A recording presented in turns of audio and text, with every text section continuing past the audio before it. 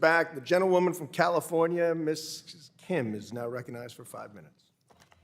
I want to thank the witnesses for being here, and looks like I'm the last person to ask questions, so hopefully you'll take a breath.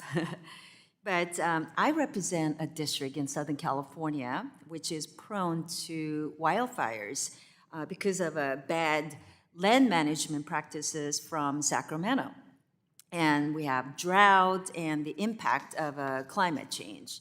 And I share the concern of climate change and welcome the opportunities to work together without raising the cost for American firms, retirees, and punishing small businesses with onerous climate disclosure requirements. Nevertheless, the issue at hand here is that the existing SEC rules like 14A8 and the SEC Chair Gensler's decision to roll back the 2020 proxy advisory reforms has politicized boardrooms and directed firms to devote more time and resources on costly non-material proposals. So let me ask you, Mr. Copeland, according to NASDAQ, in fiscal year 2022, nearly 4 times more capital was raised in private offerings than in public markets.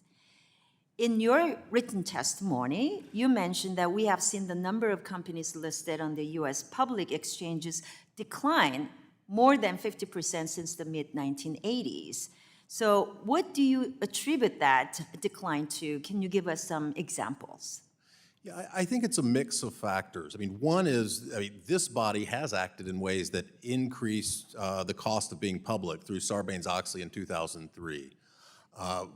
One is that we've had this more onerous sort of oversight for being a public company is a bit different today for the reasons that Larry Cunningham talked about in his opening statement. The landscape has shifted, and nowadays you're going to be called to task by these proxy advisory firms that didn't even exist back in the mid-'80s, or they were just beginning back in the mid-'80s.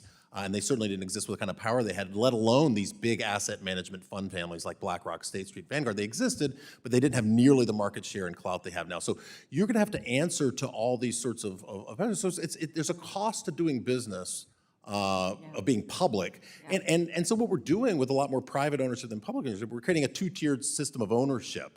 So that some people, Americans that aren't wealthy, that aren't accredited investors, don't have access to all the same sort of market returns as others. You know, over the 5 decades, we have transitioned our retirement system from defined benefit to defined contribution plans like 401k.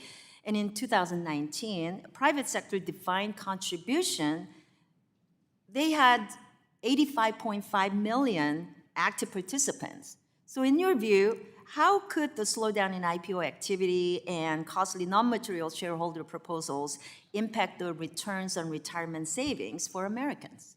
I mean, it unambiguously hurts it, particularly because a lot of these defined contribution plans aren't going to have access to private capital sources, depending on who your employer is. I mean, the move towards defined contributions is a great move. You don't want to be relying on your employer for your retirement too, because then if your employer goes belly up, you're in trouble, right? So this is a good thing in general, but yeah, not having as many companies in the public markets is a problem. I want to throw out one question to you, Mr. Cunningham. I want shareholders to be engaged in corporate governance. It's part of our democratic process.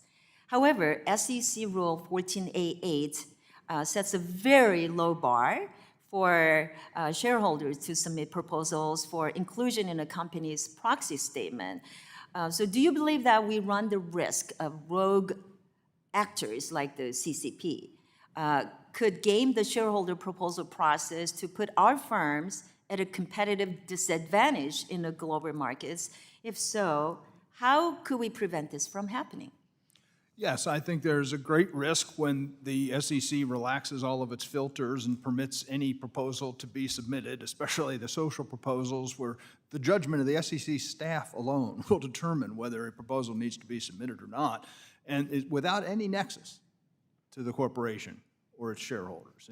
And that is, the risks are endless, of the sort you referred to about competitive disadvantages and just misallocation of corporate resources. So I think restoring that constraint should be a high priority.